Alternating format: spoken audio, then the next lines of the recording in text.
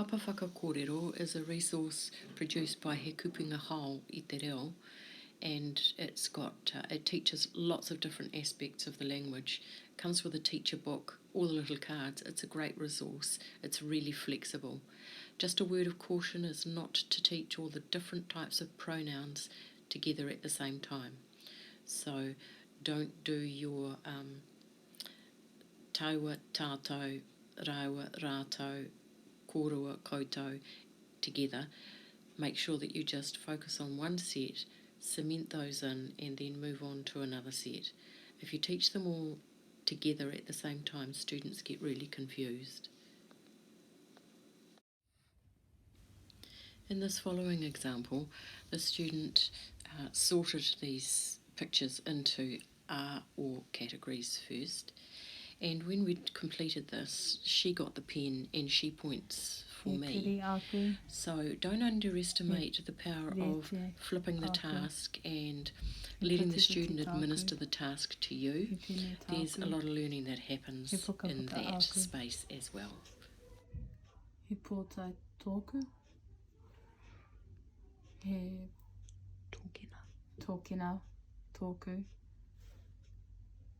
tōkina, tōku. Oku.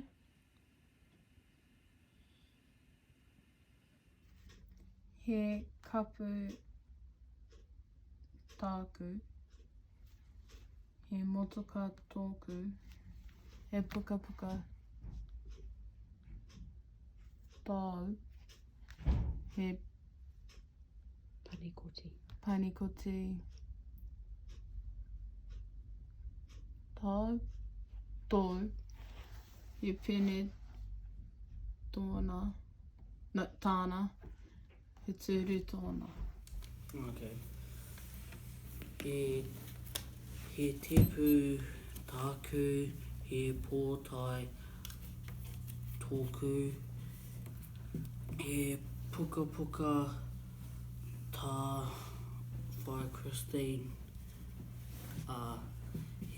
he tarau tō whai Christine.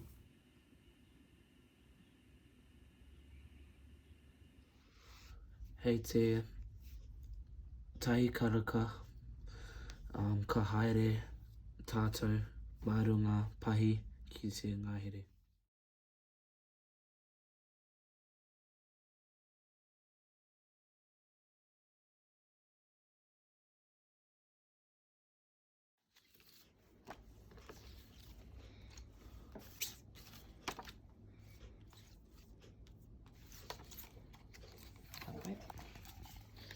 Tēnā kōrero mai.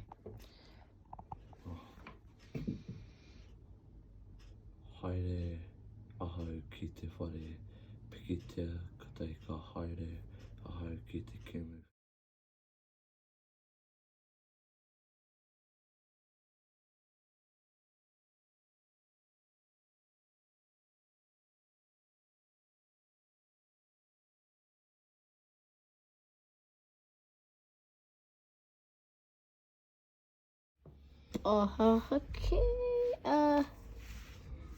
Kōtero. Wait.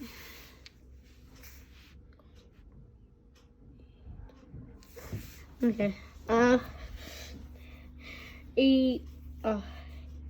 Te kōtero. Can you see the kōtero? I tākoro te kōtero I runga I tōna. Wait, you tell it? Skateboard Māori? Papawira. I amiri I tākoro I runga I tāna o tōna papawira.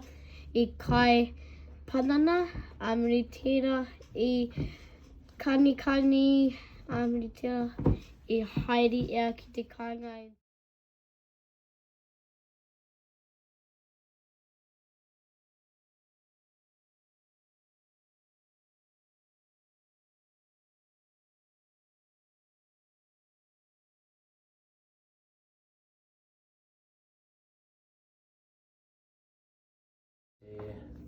Roof te aho tuanui te hina te tangata me tikina te paraka pango. I te paraka pango ki runga I te mea kōwhai.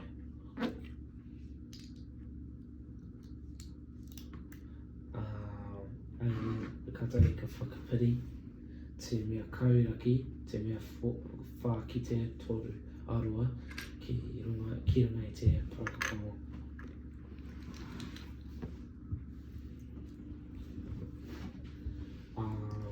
Tikina te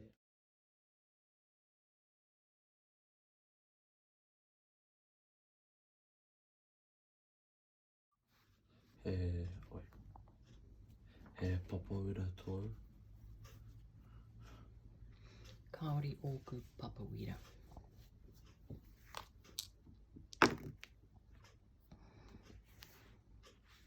He waka tōu. Kore ōku waka.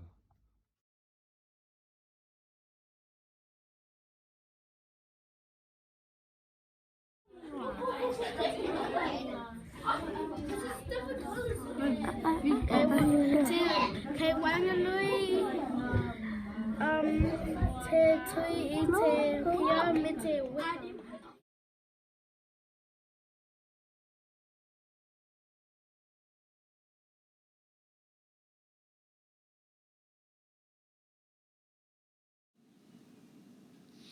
This is an example of one of the rich image pages in Wakapu.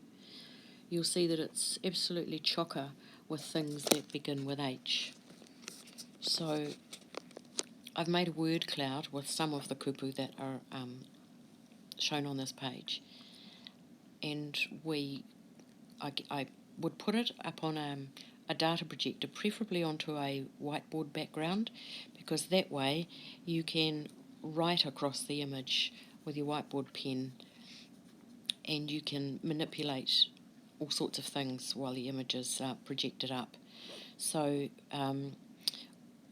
or I might circle particular parts of the image that I want people to give me a kōrero for. So I could circle this section here and say tēnā kōrero mai mo te manu me te maunga. Or at an easier level for earlier level students, I might say, give me a sentence using the kupu maunga and the manu. But for kura children, I might say, tēnā kōrero here mai tētahi kōrero, ka tōpataku manu, ka kite ai I te, so they're doing a bird's eye view, kōrero, and they could do the whole picture. So you can make this as simple or as complex as you like. I might ask a little group together to work on a kōrero for this little rōpū here doing the haka. I might ask a rōpū to make up, what's this guy saying? What's his kōrero about this heifer? So there's all sorts of ways you can get vocabulary growth out of rich image texts. Then I find follow-up hei mahi using exactly the same vocabulary again, but in different contexts, and they're thrashing the same stuff and they keep enjoying it because it's presented differently.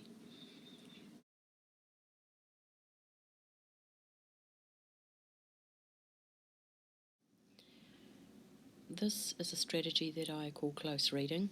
It's where you take a piece of quality text with a great storyline that your children connect to, and firstly you front load the text, secondly you focus in on the language chunks and any of the kupu that you're interested in highlighting for your students, and then they develop prompts for those. So it goes like this. First of all, you front load the text, and that means reading it aloud together. At this stage, you're making sure that all of the students understand the storyline, because you are needing them to have a good handle on the storyline so that they're not putting any processing energy into that. They can focus completely on the reo. So the second thing that I do with this is I organise the text into lines, and in red I put the focus bits that I'm going to be pulling out for us to work on together. You'll notice that I've numbered all the lines. That just means that I can get them to the right place in the text really quickly. It saves a whole lot of mucking around.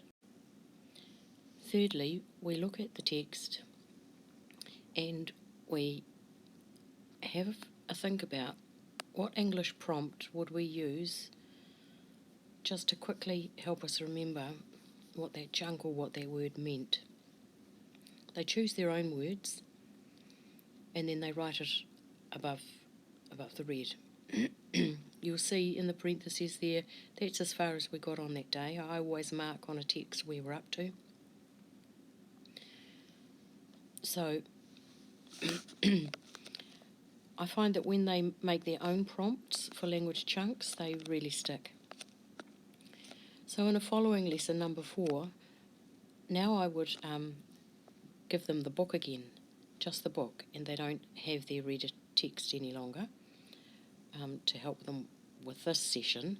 So they have the book, and at each of the focus chunk I ask them to explain, what does that part of the story mean? And they can generally tell me. Then I reverse it and I ask them to find the place in the text where it says it is autumn, or they're going down river, or he said leave the meat. And they are very good at finding those chunks or even just saying them. So close reading can bring, just lifts out a whole lot of lovely reo that might otherwise have been beyond their capabilities.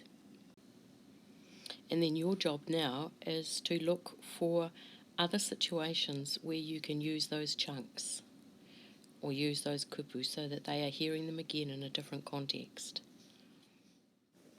Bitsboard is my go-to app for vocab building. It's got a suite of 35 little games using the same vocab over and over again. The kids love it. It can also print out little cards for matching. You don't have to faff around getting them the same size, and it just works a treat. Wai Māori? Rare. Reka ko. Who? Tēnei. Tōntiti.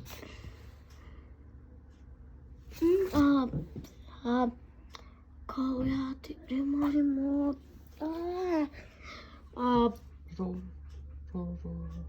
Roriko. Shut the spot. That is a safe spot. Penerako. Pahikara.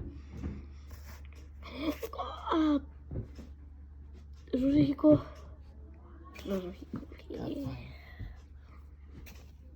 He daddy. He kumera. He Reka. He parawa. He kaputi.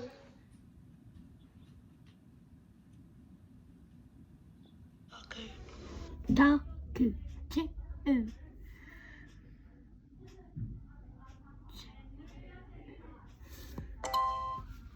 Kua. Kua. Maua. Tēnei. Tēnei.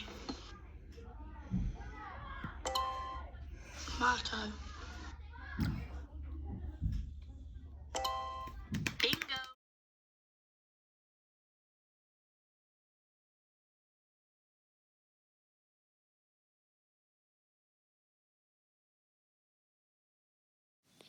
I also use Quizlet's print function to print out little matching cards.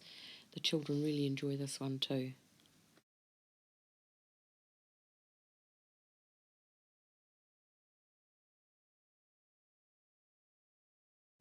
The following is a really good example of the second teacher in action, where you'll see these kids are correcting each other and asking each other for help and working it through collaboratively. Look toward activating your second teacher as often as you can. It is one of the most powerful teaching tools in your whole classroom, more powerful than you. So you are the first teacher, children to children are the second teacher, and the environment is your third teacher.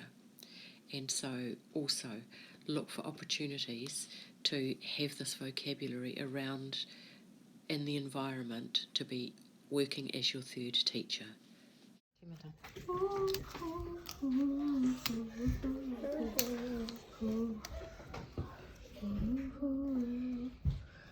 That's not a penny, okay? Oh wait, could you? It's over here. Oh, Picky chair. Where's the picky chair? Where's the picky chair? where's Penny? Oh, there. This is a Paraihi. What's a paraihi? picky chair.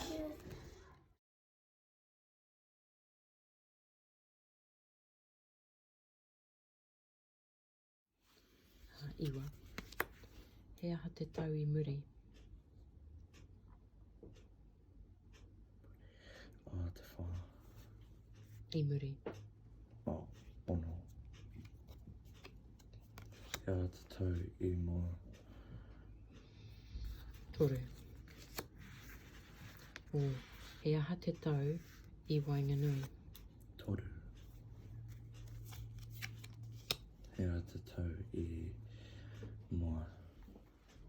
Tika maono.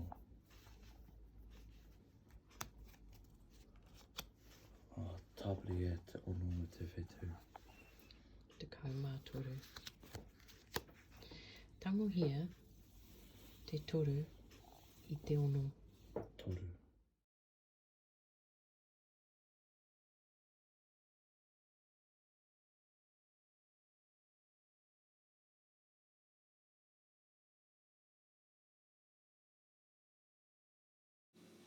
My students really enjoy these little Google forms. I only make 4 or 5 statements about each picture and they have to decide whether my statement is true or false.